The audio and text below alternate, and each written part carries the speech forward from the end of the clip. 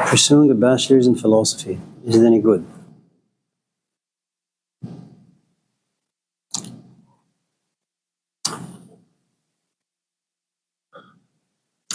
Well, I think if you were to put philosophy within the context of a bigger picture, just life in general, and reduce it to a series of relationships that as human beings you have no choice but to engage in and engage with. Philosophy is just yet another one of those things that once in a while captures your attention.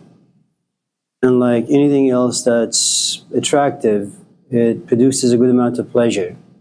It makes you think, your conversations are seasoned differently, the sort of people you hang out are slightly different, the way you pay attention to things, and these are things that you actually enjoy. Once in a while you rise up to become a social activist, a political activist. So there are lots of things that happen when something attracts you.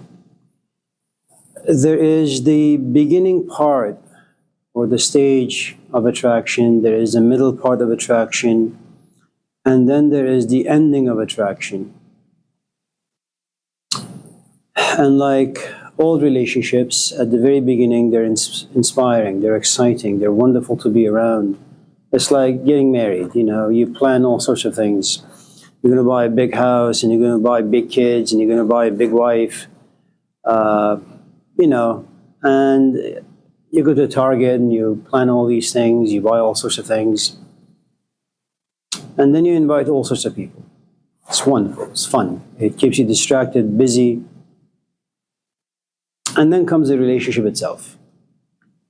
She comes from a different background, you come from a different background. There's going to be a battlefield of sorts for the next 20, 30, 40, 50 years.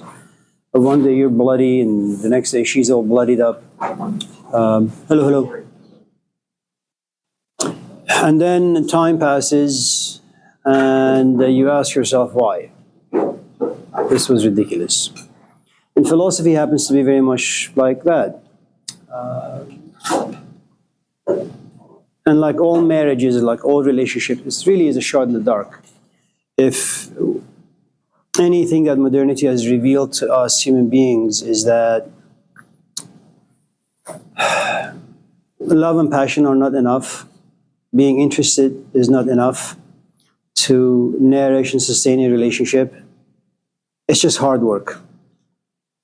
And for the most part, it also depends on why you want to get married, why you want to be in this relationship. And oftentimes, it remains to be unexamined. No one really pays attention. The only thing that someone says is, I really like philosophy, so I'm going to pursue it.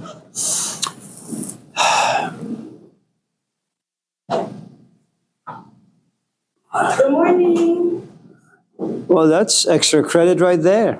We said we was going to have a potluck. Yes. That's nice.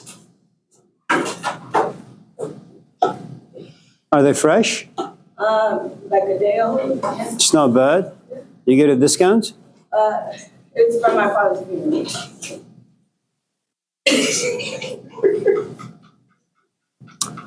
So these are cookies.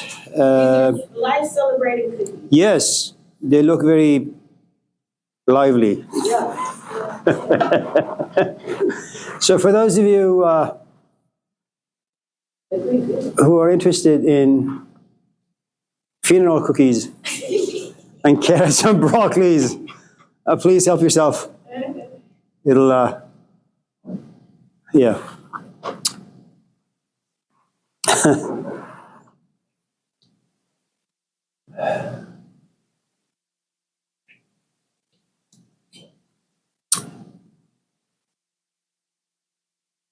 So,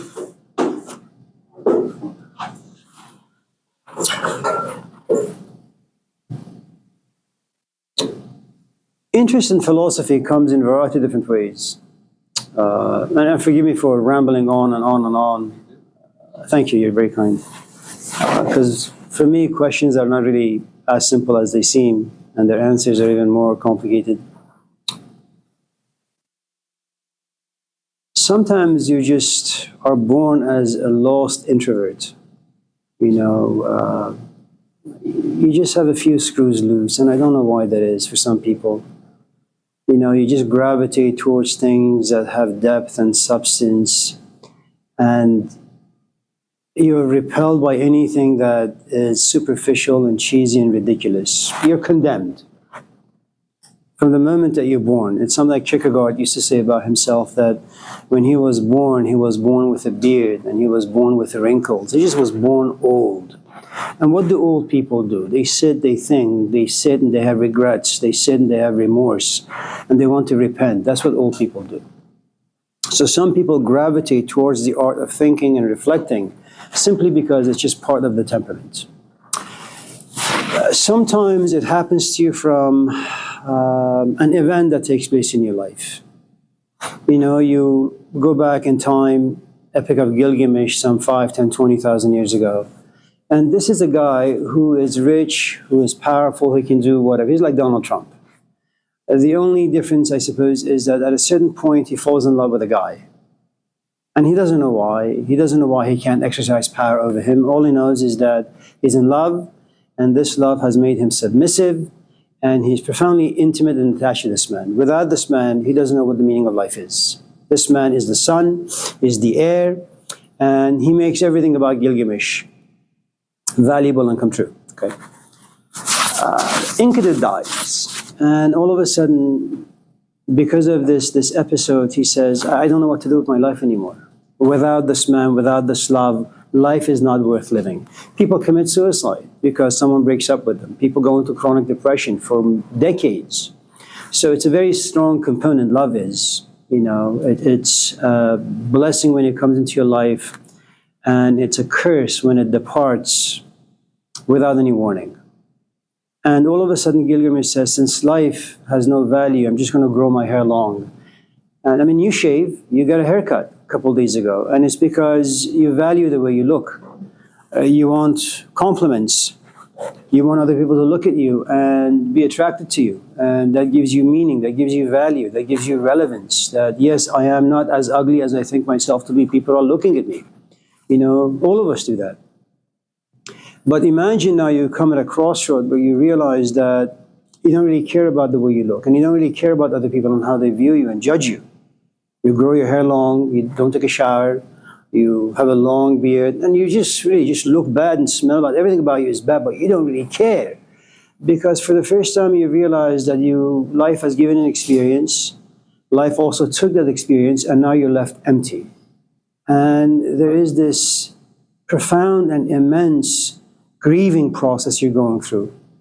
And you don't really know when it's going to stop. All you know is that it's like a tornado. It's inside you, it's outside you, it's everywhere. به کشت خاطرم جز غم نرویه به باغم جز گل ماتم نرویه به صحرای دل بی حاصل ما گیاه ناامیدی هم نرویه. That once grief hits you, once loss hits you, you find yourself in this desert. And in this desert nothing grows. Hope doesn't grow. Dreams doesn't grow, fantasies don't grow, nothing grows. And you realize that not even the weed or the plant of hopelessness grows. Nothing grows. And it is really difficult to just sit in this desert of isolation and emptiness. Okay? And so he quests after something. Because life has provided an event, initially a blessing, filled with joy, ends up with a great amount of sorrow, robs meaning out of life. And he says, I want to think now. I want to reflect now. So sometimes philosophy or reflection comes out of that.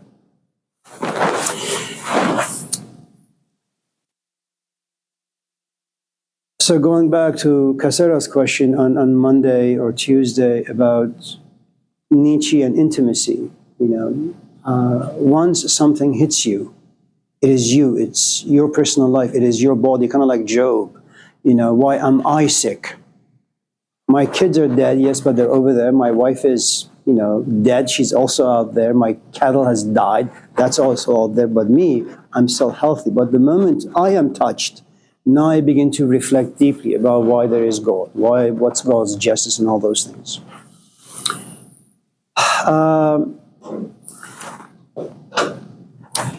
The difficulty of being like a Gilgamesh in the sense that someone in your family that you adore, you love, passes away, and you're left and you're pushed into this space. It's dark and it's bleak.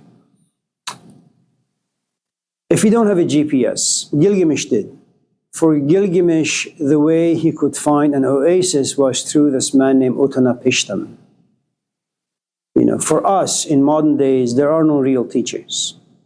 Most of them are counterfeit. You can find them on YouTube, Sadhguru, Eckhart Tolle, Jordan Peterson. These are just like cheesy, ridiculous New Age teachers that really don't do much. For Utnapishtim and Gilgamesh, the story is very, very different. Since you and I don't have an Utnapishtim, you're left with books. And it's really, really difficult to, again, if an external event has happened to you that has robbed you of meaning, and it's a prolonged loss. In other words, most of us, when we lose something, after 2-3 weeks, we go back to being normal. Okay. This particular loss and grief, it doesn't go away. It stays with you for a long, long time. And then you can kind of hopefully find a book out there that can nourish your desire to reflect deeply about certain things, i.e. philosophy. Sometimes the external force is not so much an event that causes loss, but a teacher, who kind of looks at you and kind of listens to what you have to say, looks at your body language, looks at the sort of interaction of energy that goes back and forth. And he says, okay, this is a worthy student. And then they begin to ask you some very, very personal questions just to see what your attachments look like.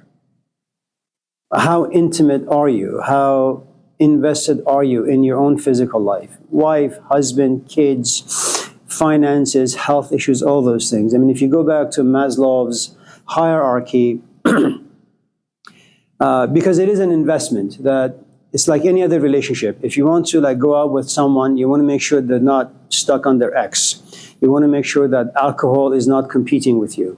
Okay? You want to make sure that the relationship is relatively clean. And so if you go back to Maslow's hierarchy, do you have money for rent? Are you healthy? Are you in a good relationship with your parents? Or have you been shattered into 1,000 pieces? Do you have a job? Is it secure? Are you done with school? Are you done with getting recognition from stupid people like the public? Are you really at a proper stage to receive the sort of experiences that help in self-knowledge?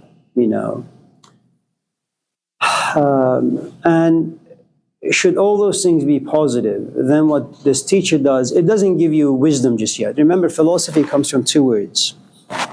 And it is interesting. The first word in philosophy is love. The second word, Sophia, is wisdom. Love and wisdom, which means that before you get to the gateway of wisdom, you must first knock on the gateway called love. Okay? Now,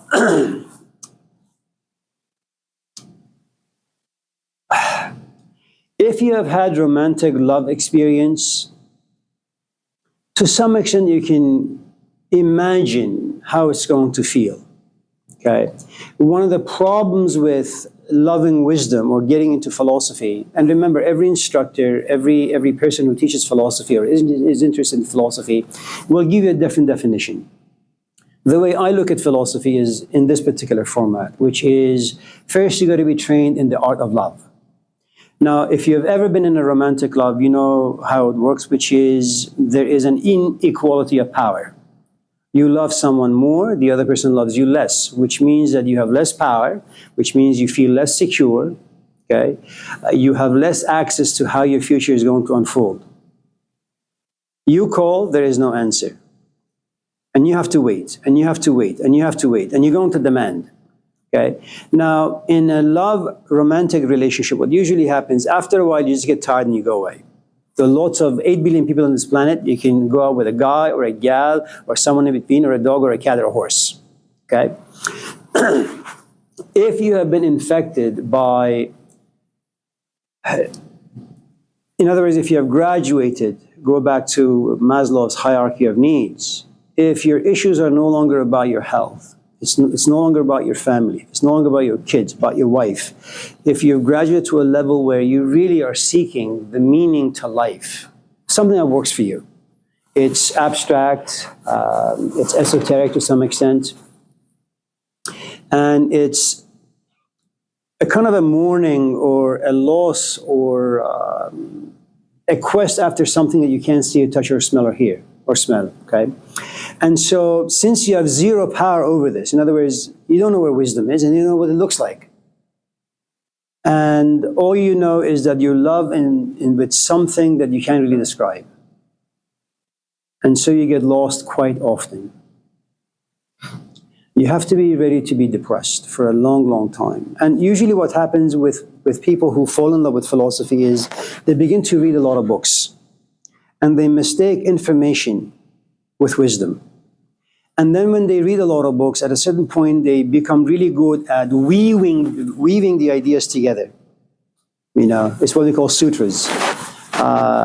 Suturing ideas or sewing ideas together. And they can come and talk to you about the history of Israel in a very nice way, or history of philosophy in a very nice way. And they become very knowledgeable. They become specialized in that particular field. And sometimes you can mistake that for wisdom.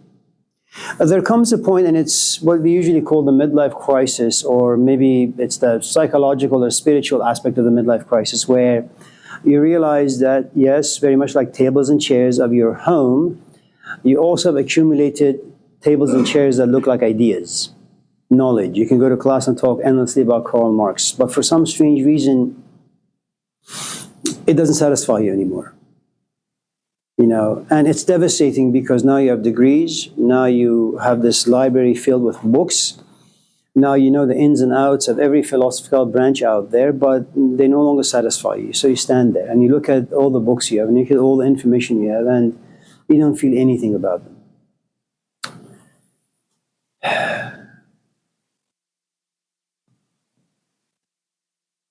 And then you wait. And then you wait. And then you wait. And you'll either experience a breakthrough, and breakthroughs can happen in many ways. Sometimes you don't get anywhere and you just have closure. You say, you know what? All I know is that data and information, for the most part, they're good, they're necessary, but in the long run, they serve no purpose. You know, I'm still left hollow and empty. Degrees are good. You understand a lot of things, and you just come to accept that it's just nice to fall in love with wisdom without ever getting to wisdom. For some people, they're very, very lucky. Not only do they fall in love, not only do they endure, good morning, this wrestling match with love that oftentimes find themselves pinned to the ground. And sometimes the veils or the curtains open and they understand, they see, they taste, and they come back to teach the rest of us. Kind of like Plato's allegory of the cave.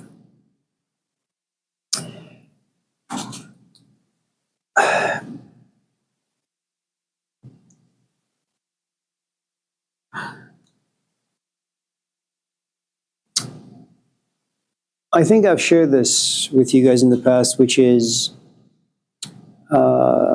Hussein, my teacher, he just had a shop. He sold bread and cheese and plates and napkins and those things, okay? So it wasn't like I went to a shop and I said, this is who I want to become. I want to own like a deli mart. It didn't work that way.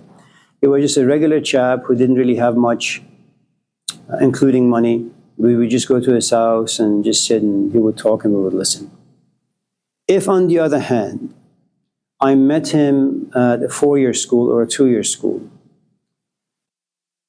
and I looked around and I watched that on a daily basis, 20, 30, 40, 50, 100 people just sit and just watch him talk and listen. And then they go to his office and sit and talk to him endlessly. And then they go to his house. And they say, well, you know, this is not a bad thing to do. Maybe I'll go into philosophy. Maybe I'll get a teaching job. Maybe I'll make some money and I'll be like this, you know. So the element of lust and greed and the sort of temptations that the classroom creates for students, that didn't exist for us. So we didn't pursue, you know, go to these gatherings in hopes of getting a job in philosophy or religious studies, making a living out of it, and having a following. That didn't work for us. It just was absent in our gatherings. So when you ask, what should one do when one gets a bachelor's or a master's or a PhD in philosophy?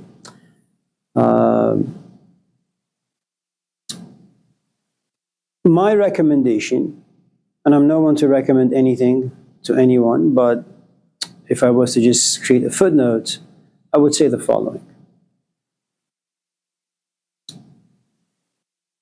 Make sure your major is in computer science. Unless you're filthy rich, then you can major in the arts.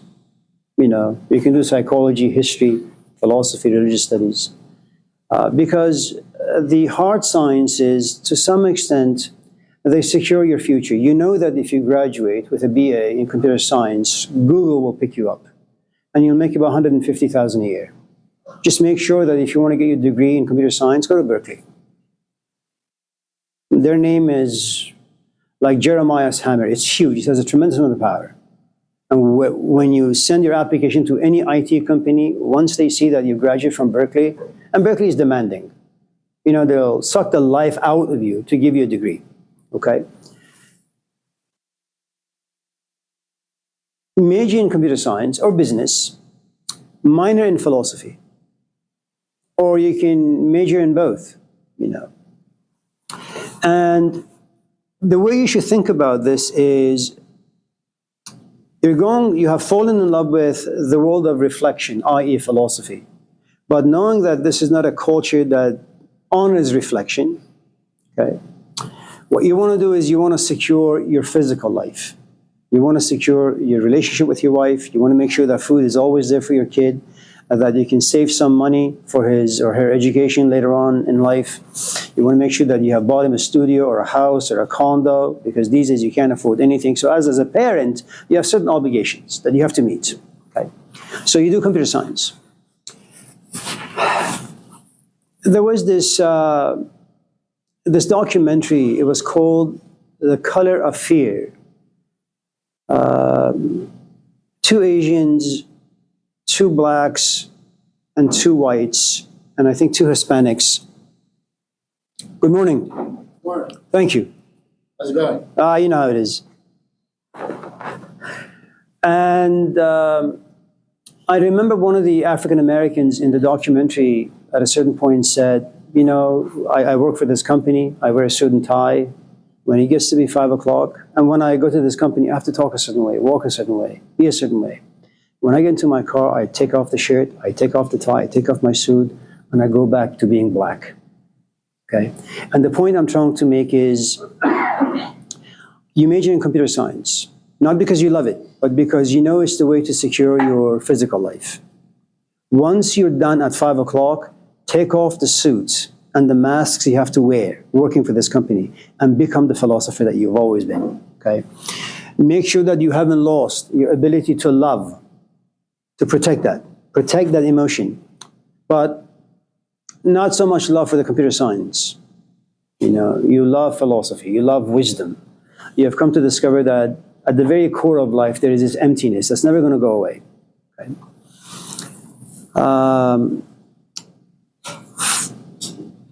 Get your bachelor's. At the same time, know that most of the classes you're going to walk into, it's going to be nonsense. You're going to write essays that are stupid. You're going to encounter teachers who are more stupid than the essays you have to write. You have to make sure that you're always aware that the information that they're giving you is not going to be relevant or practical. They mean nothing. But they mean something for the essays and the grade that you need to earn. Be like a cat. You know how a cat is waiting for a mouse to come out of the hole to devour them? The cat sits there like a statue, And so you want to be as attentive and as invisible as a cat. Look for instructors that you feel have certain charisma, magnetism, magic inside them. Exploit the hell out of them, because they're going to make your academic life a bit easier. Okay? Take all the classes they offer. Instead of doing your master's program that's going to take about 2 years, 6 months. Give yourself 1 year to finish the program and find a good school for your PhD. Again, look for an instructor with whom you can relate. Okay. And make sure you don't get lost in the crap that the classroom offers you. Immanuel Kant can sometimes be very, very exotic. David Hume can. Jean-Jacques Rousseau can. But they're like attractive young women if you happen to be hetero. They're all options, but make sure you don't fall into that trap. Okay? And if you realize that your academic instructors lack the wisdom you're looking for, look outside. Look for someone. And it really is a shot in the dark. It's not a how-to. And a lot of it really is quite invisible. It's more intuitive.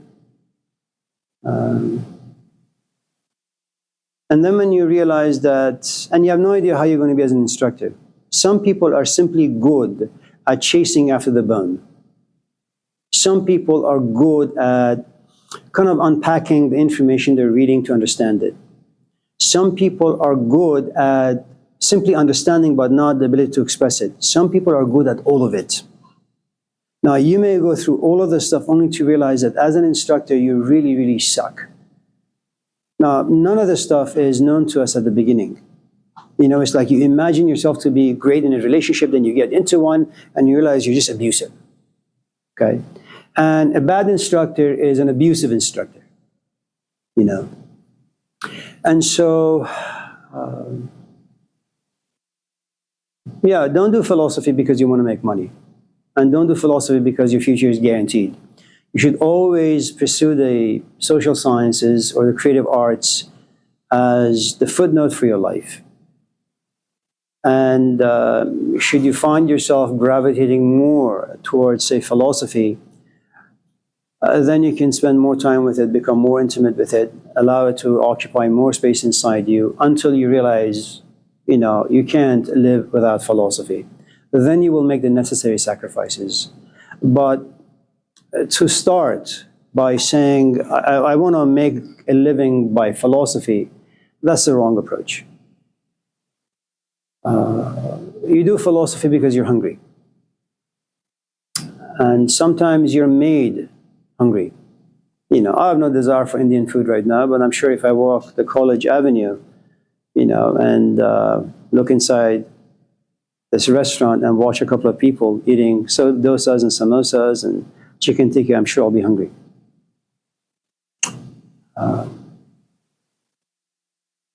I think if you can just learn the art of love in one lifetime, that's enough. Maybe if there is reincarnation, you can come back the next life.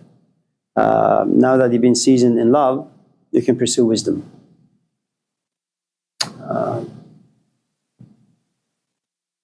I had this friend, she used to come to the car wash. Her name is, let's just call her Farak. She was married, she was engaged to be married to this guy in Iran. As they're driving somewhere, they see this river and they say, you know what, let's go for a dip. They go swimming and the guy drowns. And at the age of 19, she was very much in love. And Iran is a funny place because at least 40, 50 years ago, you don't really date. You look at some guy or he looks at you and then there's a knock on the door and the guy says, I saw your daughter getting some bread. I'm in love with her. I want to marry her. And the parents say, okay, well, bring your parents next time. And the parents meet and that's it. It's finished. 2 days later, you guys are married. And so love is generated very, very quickly. And it's not because of sex. It's not because of, you just want to be boyfriend, girlfriend. It ultimately ends up in a marriage, okay? And so she really loved this man. He drowns and she's devastated. To this day, she is miserable.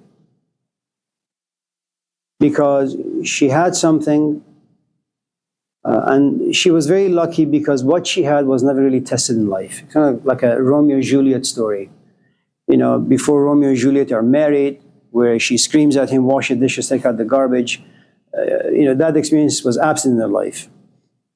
And so that's why we kind of, to some extent, worship the story, because it's really just not true. It's an incomplete story. A complete story is you find Romeo at City Hall filing for divorce. You know, that's how the story gets completed.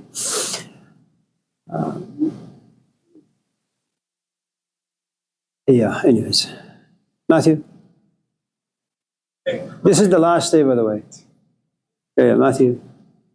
Does romanticism create like naivety, naiveness?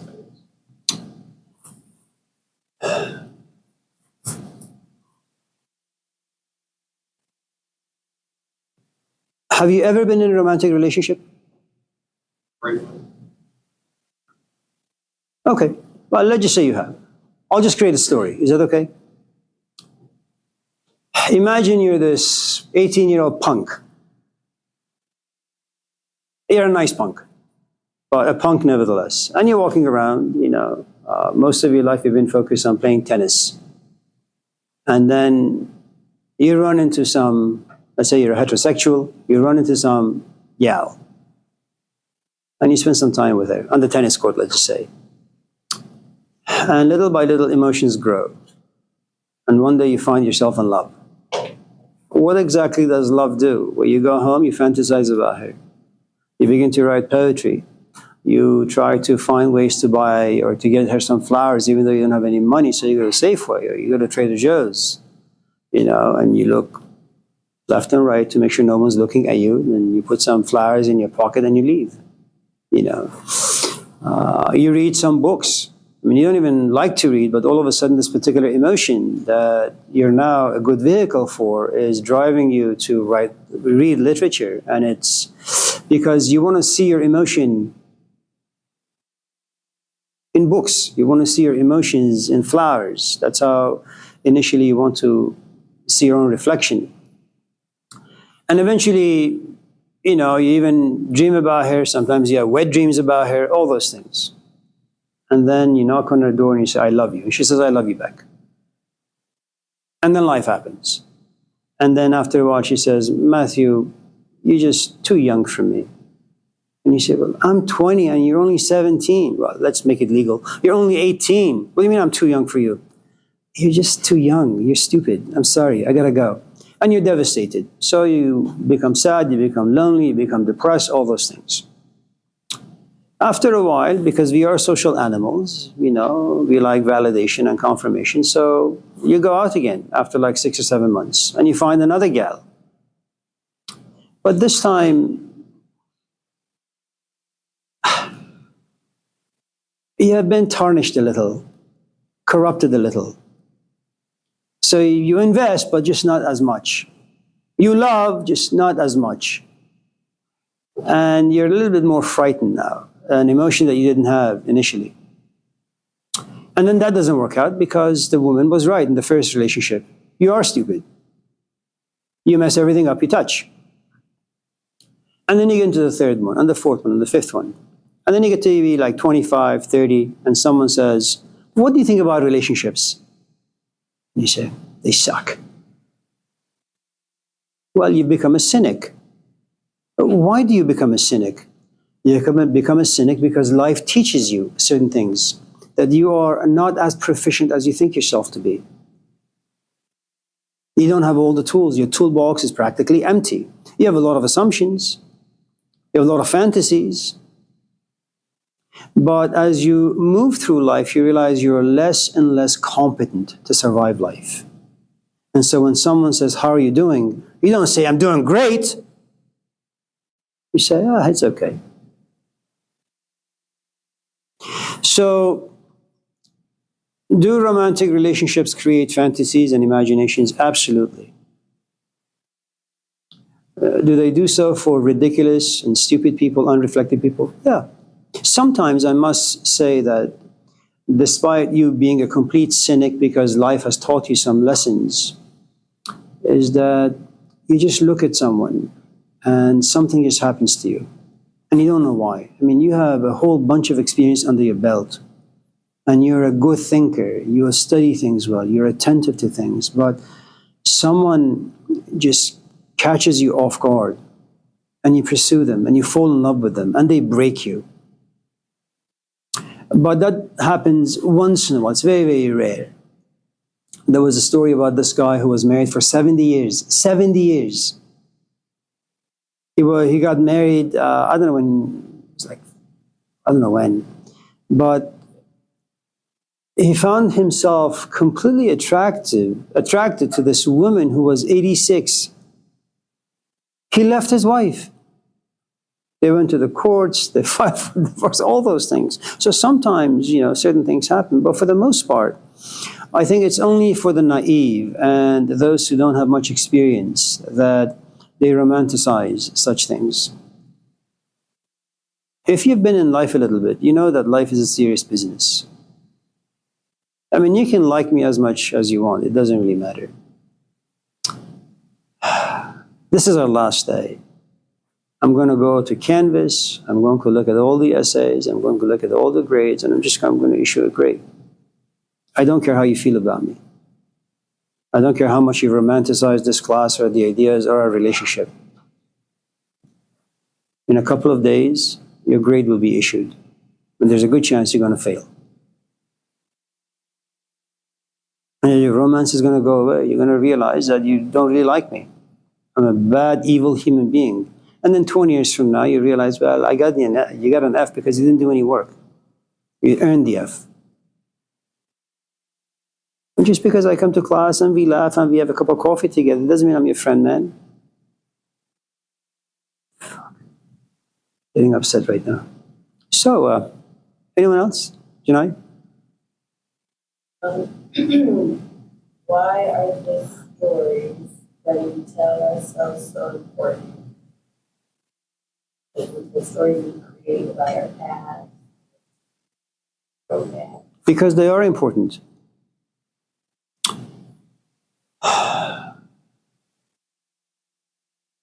I mean, you're invested in the stories. As human beings, we are future-oriented. You plan for the future. You pursue the things that you want so they can become real for you. You are at the very center of the universe. Galileo was right. Wrong. That the earth is not at the center of the universe. Galileo was wrong because he didn't understand human nature. We are at the very center of the universe.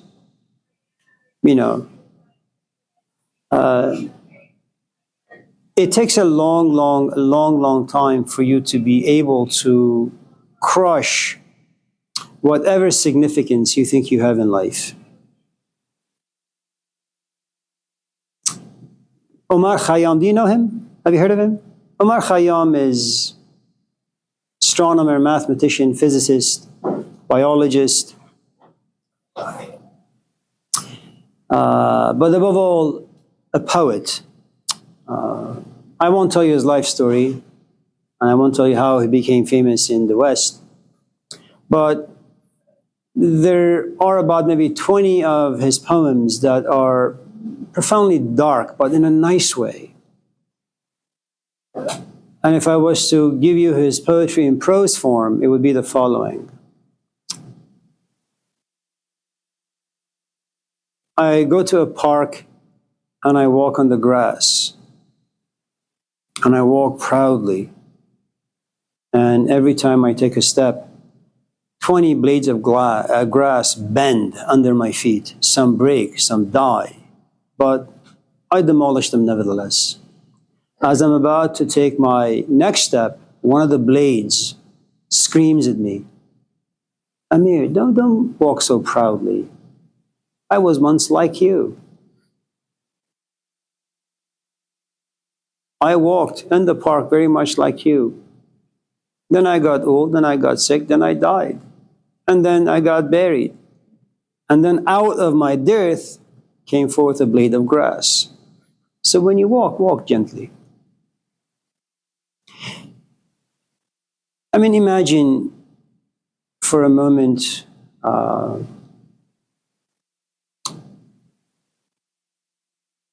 I'm not talking about anyone specific in this class. Let's just say you haven't done any work for this class. And you don't even show up. And this is the last day. You send me a long-ass email going all the way back to your childhood. And all these become an excuse for you not coming to class, not doing work. Why? Because you think you're important. Because I am forced by your email to think that you're important.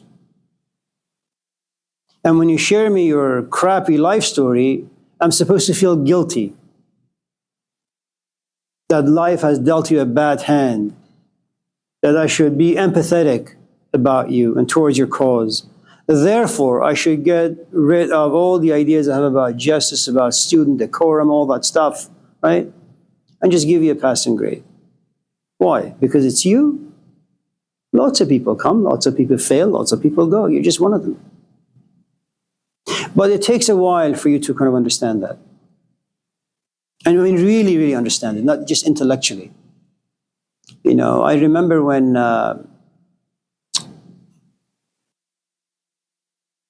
you're in a relationship, things go bad, she leaves you or you leave her. And let's just say you and I are together and you leave me. And I feel like crap because I love you and you just don't love me as much. You know. But I also have these moments where I see your flaws. And these flaws are so big that they devastate any relationship we walk into.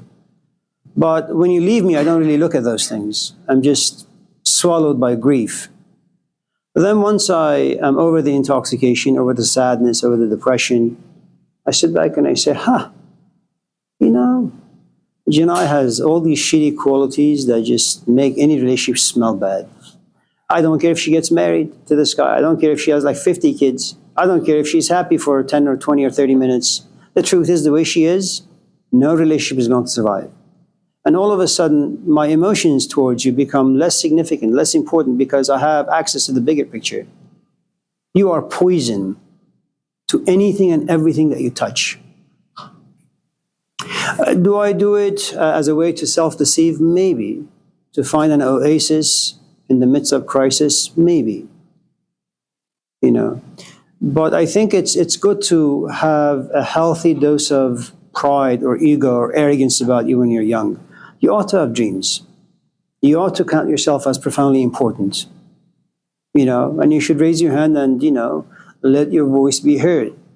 It's just later on in life, when you've accumulated a good amount of things, should you kind of, hopefully by then, learn the art of humility a little bit, where you say, you know what, I have lots of things to say, but for what? I've spoken most of my life. It's time to just shut my mouth. I don't know if I don't know which gospel it comes from, but when John the Baptist hears that Jesus has come about, he says, oh, okay, so he must become more visible as I must become more invisible. And that's one of the things, there is no envy in John the Baptist. He just knows that the only thing he can do is really just baptize people with water, but Jesus is the real teacher. He really just crucifies you. He kind of just tells you suck as a human being, And because he understands himself, look, if Socrates was to come to this class, I'm probably just going to come and sit over there.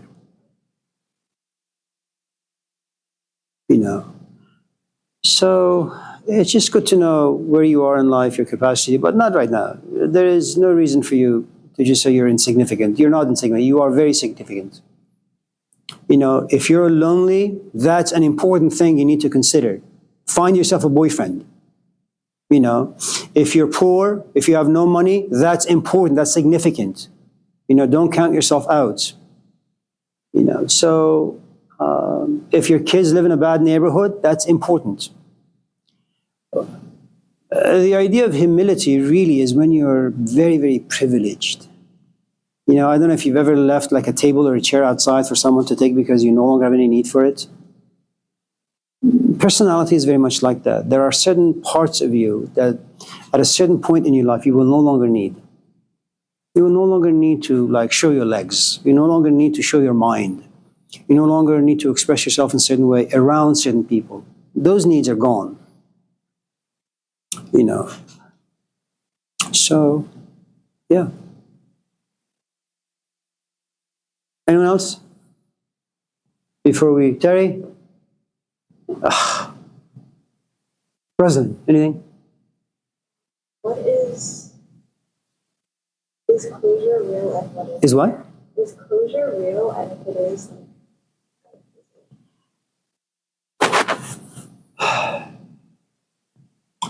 You know, I was looking at your work today, this morning. also, do we have Allahu Akbar, ashhadu an la ilaha illallah, ashhadu anna Muhammadan Rasulullah. I was looking at your work this morning on your grades. So disappointing.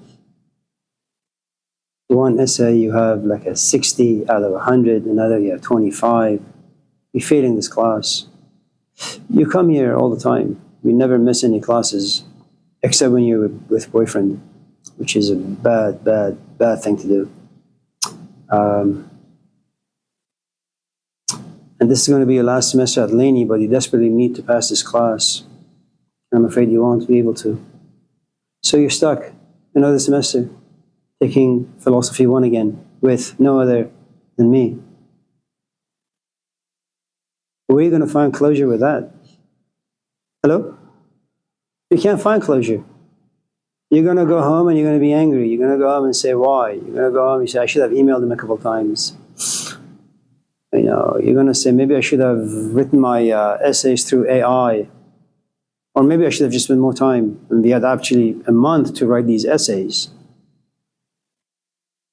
So there is no closure just yet. There comes a point after a good amount of wrestling and conflicting emotions, about like 2-3 weeks before the start of the new semester, you just say, you know what, Rosalind, it's okay. You fucked up. We mess up all the time. This is just another mess up. And you say, okay, just going to sign up for the class and do better. You have closure now. Closure takes time. Closure is needed because you expected certain things out of a relationship. You have fantasized, kind of like what Matthew's question was about. You very naively fantasize or imagine certain things, and you work towards those things, only to realize you just don't have the proper tools. And then you feel betrayed, and then you become angry. And then you fight, and you fight, and you fight, and you fight, and you fight, until you realize, well, you know, life is Mike Tyson. You can only get yourself up and fight so many times. Eventually you're going to look at Mike Tyson and say, this is Godzilla, I'm not going to stand up anymore. That's your closure, you give up. And you give up because you're educated, not because you're lazy, not because you're a coward.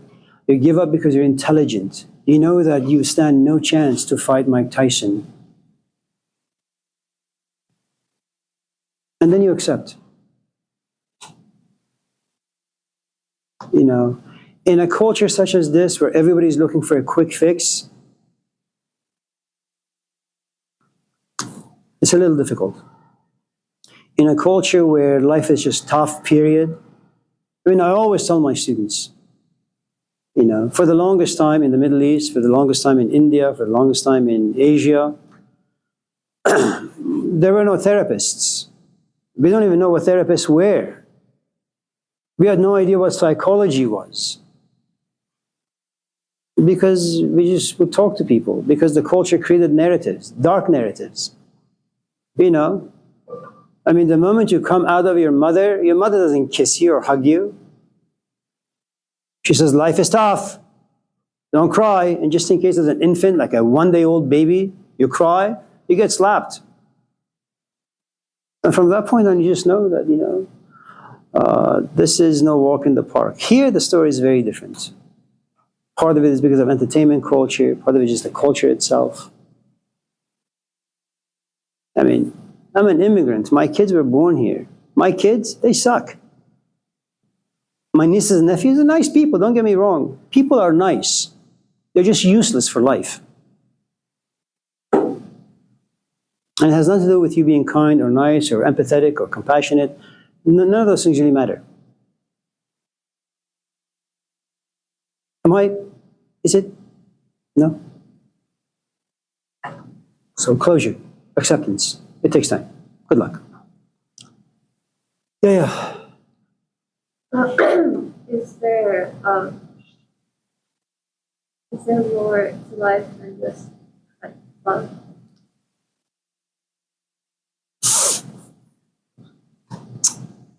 Um, was it in Corinthians, right? Corinthians? It's a good book. I think it's like chapter something 13 or 14 or 15. Like love is this and love is that and love is this other thing. 13, yeah. You know, love is up, love is down. So what you have, at least in that chapter, is that love expresses itself in a variety of different ways. It doesn't have to be romantic all the time. Sometimes, my brother, I've shared many times in this class that when we went to gatherings, it was me, Mirdad, and Hussein. And our teacher was Hussein. So we had two Husseins. The teacher died. The Hussein will die soon. But he's right now very sick. He can't do anything on his own. My brother goes there 2-3 times a week. Now, my brother is busy, but he goes there nevertheless. Sometimes love comes in the way of you sacrificing your time, your energy for another person in need. But he's not doing it for just anyone. He's doing it for Hussein because he's a relative, because we've had a rich history with him. I wouldn't do it, but he does. That's just sort of a person that he is. So sometimes love comes in the form of responsibility that you don't really want to have, but you carry it nevertheless. You know, kids are not fun. Parents love them nevertheless. I mean, kids are really stupid things to have, but you have them. I mean, what the hell else are you going to do in life, right? Especially if your life is going nowhere.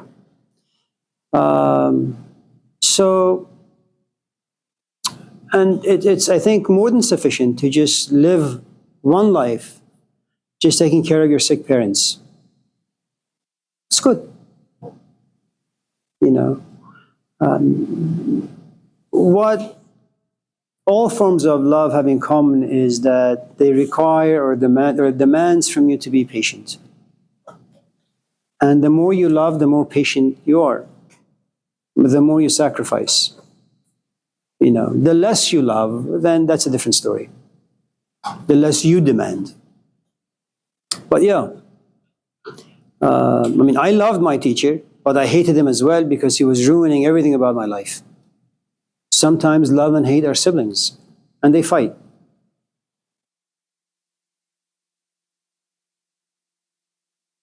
A romantic love, I don't know. They're just, I mean, they're fun, but they don't end up well.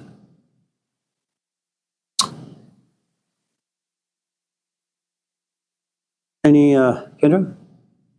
Andrew? Olivia? Did I miss anything on Monday?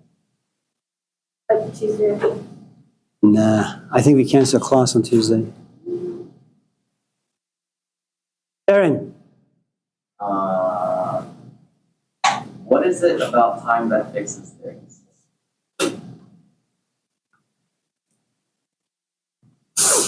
I think very much like making a stew, that you chop things, you season them, you put them on the stove for 5-6 hours, and then after like a day or so, you taste it and it tastes really, really good. I think for us, it's very much the same thing. I mean, events come to us, elements, components enter into our life, and it takes time for us to see what they are, to chop them into pieces that are digestible according to our capacity. Then we play with them. You know, you play with ideas, you play with romantic relationships, you play with food, all sorts of things. You play with ideas in this class, and they stay inside you for some strange reason. I mean, most often, a lot of things that enter us, they go away because they're not really that interesting. Some things stay. And why they stay, I don't really know. There's a part of us that becomes attracted to those things, and they stay. And kind of like cooking. They cook without us being aware, and then 2, 3, 4, 5 years pass by, all of a sudden you realize, oh, this, you know, it's really, really nice. I can't tell you, I mean, it's something that's common, I think, with all instructors, that you get emails after like 20 years from some student you don't even remember anymore. They say, bye, Rosalind, it's good to see you. That you say, or they say, oh, I went to I was sitting on my toilet bowl, and all of a sudden it made me think of you. I mean, that's not the best way to kind of word your email, but that's what they say. And all of a sudden I remember all the ideas we talked about in this class. 20 years had to go by. And that's how it is.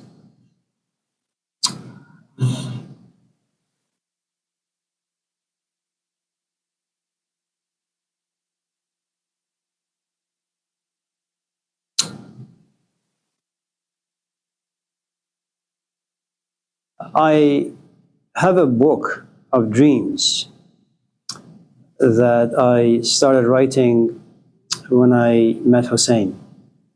It's about 200 pages. Once in a while, I haven't done it for a while, but once in a blue moon, I open it, I read through some of the dreams, and now they make sense. It's only 45 years later that I'm able to appreciate all the things that my parents have done.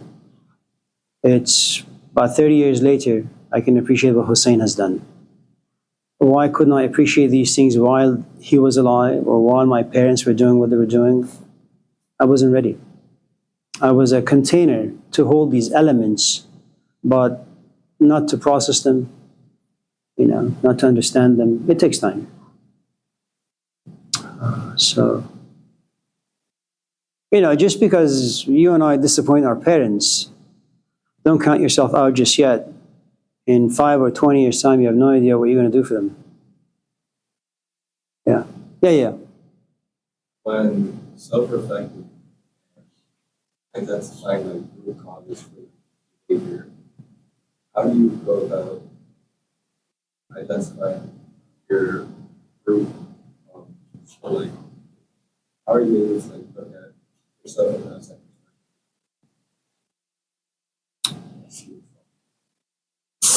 You can't.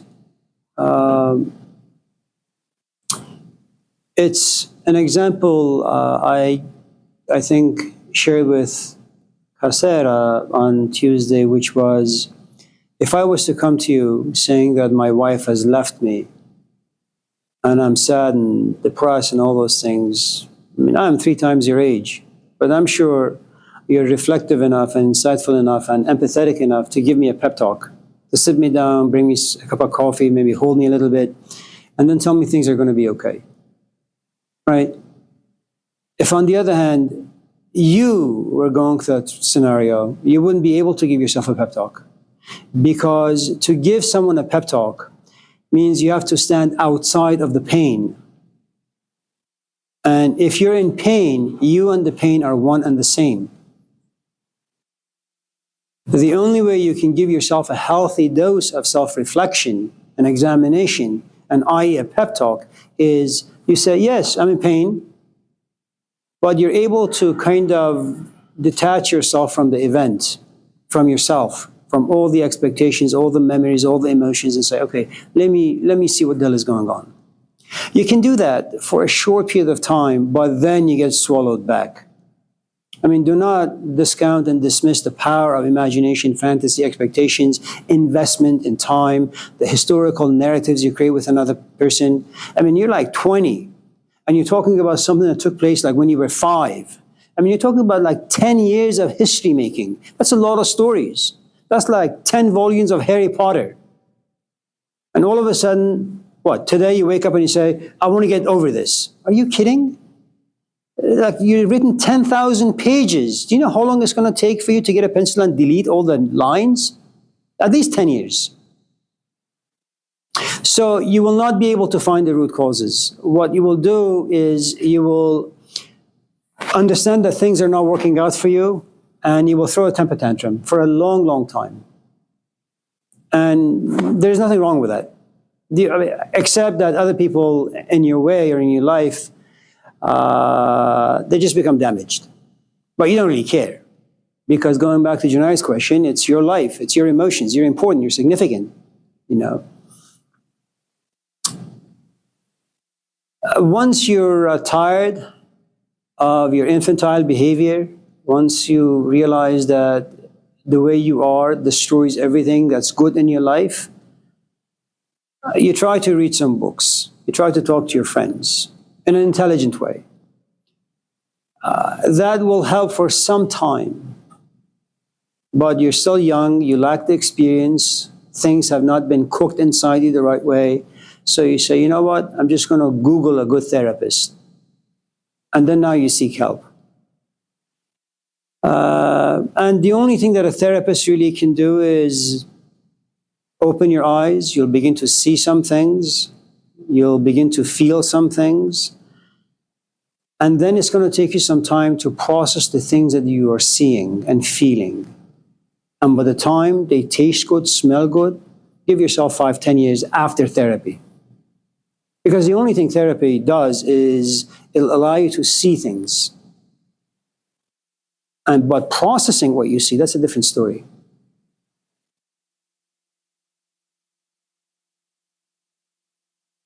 But I'm not talking about like forgetting. I'm talking more about like confronting, dealing with the problem. You know, like not forgetting. Okay.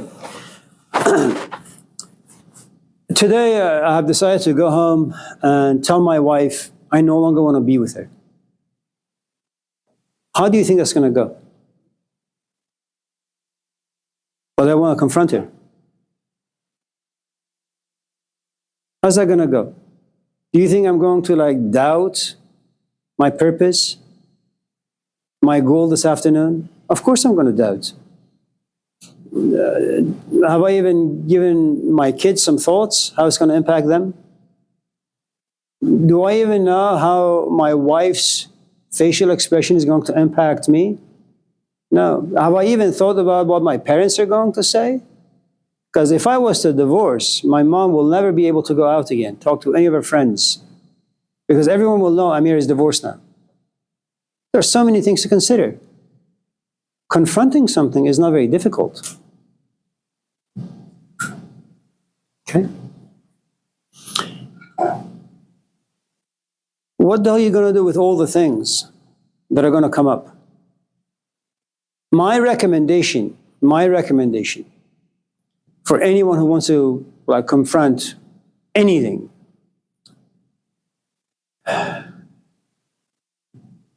make sure first of all your skin is very, very thick. I have a friend who's been depressed for a long, long time. And every time she wants to confront her past, she loses her job, she loses money, she goes into this deep, dark hole. You call, she doesn't pick up. You knock on her door, she doesn't pick up. And all of a sudden, she calls you. She's taken 50 pills. She tried to confront. I mean, if you're dealing with someone with a lot of trigger points, that poison just comes out, it's not good to confront. I mean, there's a reason why we have the ability to forget. It's good to forget. I don't personally think it's better. I'm not Jesus Christ. I'm not the Buddha. I'm not some monk living in a cave trying to figure out what the hell is wrong with me. I'm a regular chap. I know how flimsy I am. I know that I'm easily breakable, you know, and if there is anything out there that I want to wrestle with, I want to make sure it's small. I can tell my wife that the food she made last night is bad. That is something I can do. But to tell her I want to leave, that's something I can't do. So that particular aspect of my life, I will keep it to myself. Her being a bad cook, that I can tell. You know, you need to pick your fights very, very carefully. In an age where everybody has a Facebook and TikTok and all that stuff, you assume that you can fight life. Every part of life, any part of life. And that's not true.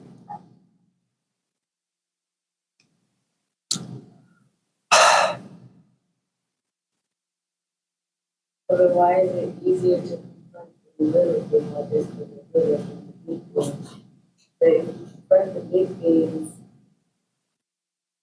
you grow maybe? Listen, you want to fight Mike Tyson, you can. Just make sure you've done a couple years of training. That's all I'm saying. You know, the idea of sitting and going like a dog, chasing after your own tail by thinking and going nowhere, reflecting, going nowhere, feeling all these emotions and ending up nowhere. That's just a useless thing to do. I mean, read some, instead of sitting and thinking, read books. Walk and listen to audiobooks. Talk to your friends, okay? And do this for like 10 years. Once you've matured a little, if you want to confront something, go confront it. You know, I mean, you're 18, 19, 20. You're a punk. The hell you want to confront? Christ. The only thing you should wrestle with is, should I buy a glazed donut or chocolate? That's it. That's simple. So simple.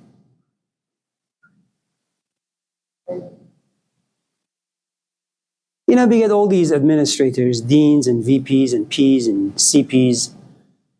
And they say, we want to change Laney. You kidding? Laney has been dysfunctional for like 50 years. Have you looked at the board members? Have you looked at the budget? Have you seen Oakland? Because what lives in Oakland will eventually find its way to Laney. What exactly do you want to change? And they come with these huge visions. And they mess everything up. Just leave it alone. Laney's fucked up, just let it be fucked up. It's functional in some ways. Fuck.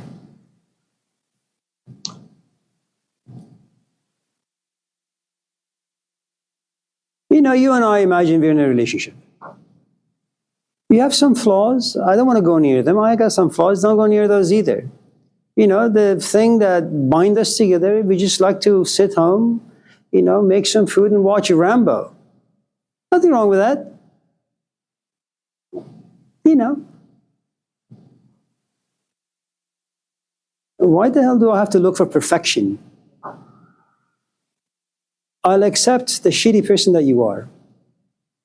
And you should accept me as a shitty human being as well. And we can make good shit together. Yeah. You think, what you just said, right? You think it's better to be complacent and like live with the idea that you know your problems, right? But instead of learning from that, you accept. Look, I don't know you well, but let me just create some stories. I hope you don't mind. I don't mean to be offensive in any way or disrespectful. Imagine you've been dealing with some things for the past 10 years. You've been looking at them, wrestling with them. If you had the capacity to learn from them, you would have learned by now. Learning is enormously difficult. All you got to do to gain some humility, look at the Buddha, look at Jesus, look at Moses, look at Muhammad, look at Lao Tzu, look at Confucius, look at all the heroes, modern heroes, Mahatma Gandhi, Martin Luther, Malcolm X, Nelson Mandela. They had an enormously difficult time teaching people anything because learning is tough. It has a lot of moving parts. It has a lot of solid parts. It's difficult to figure out what goes where. You know, it's nice that you want to kind of wrestle with things. And I think you should kind of just say, today I'm just going to open this particular memory file and just see what lives in it. And feel what you want to feel and think what you want to feel. But don't go there assuming you're able to learn anything. You won't be able to. Learning is like 10 years from now. When you've been distracted enough by school, by job, by making money, by buying a house, by buying a wife and buying a couple of kids. Then when they leave you because you're a crappy human being, when you get really sad and depressed, completely lonely and isolated, chronically depressed, if you are lucky, maybe then you're able to learn a few things. You should read that book. It was written by a radio host in San Francisco. It's called A Knight in a Rusty Armor. It's a great book. It's only like 5 pages. It's $38.95. Again?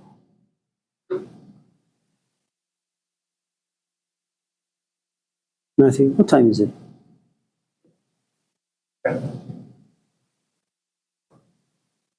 think it's beneficial to self-inflict trauma to keep you humble? It depends on what sort of trauma.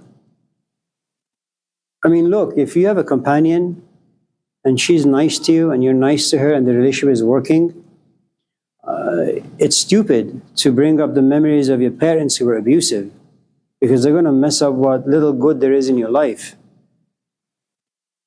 You know, if by trauma you mean you are going to bring to the surface the teachings of the Buddha that all of life is suffering and there is no escape from suffering no matter where you go, then yeah, when you fall in love, if you really don't want to be like completely devastated, bring that trauma up. I am happy now, but I know that time will bring suffering, will bring disappointment. That's good. It's a good antidote.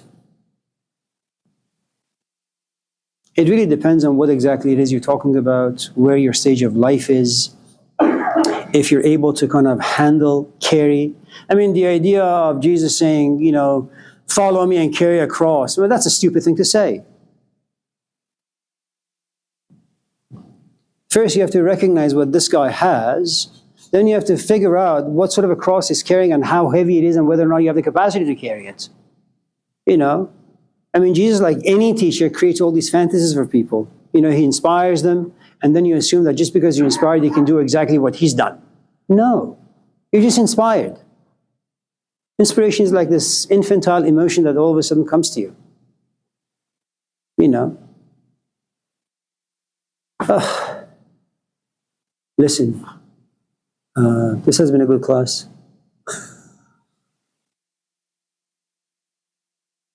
Thank you for the coffee. It's good to meet all of you. I'm here next semester, if things go well.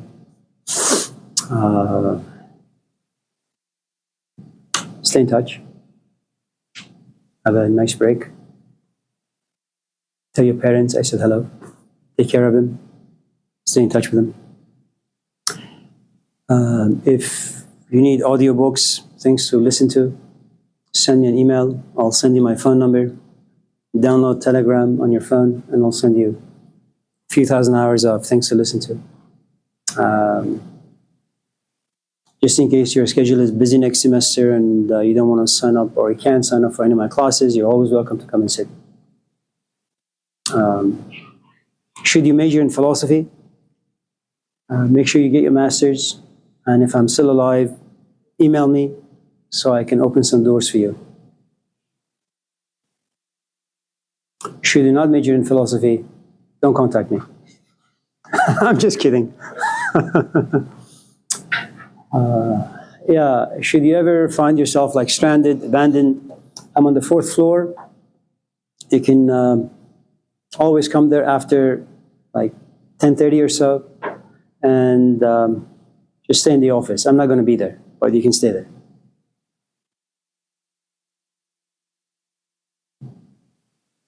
Any questions, comments about anything before we go our separate ways? Just in case I offended any of you, seek therapy. Oh wait, that was offensive. I apologize. So I hope you got something from this class. Thank you for patiently and respectfully just sitting back and listening to my nonsense for 16 weeks.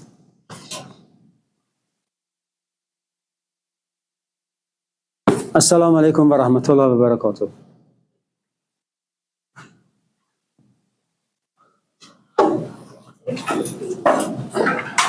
And please take some funeral cookies.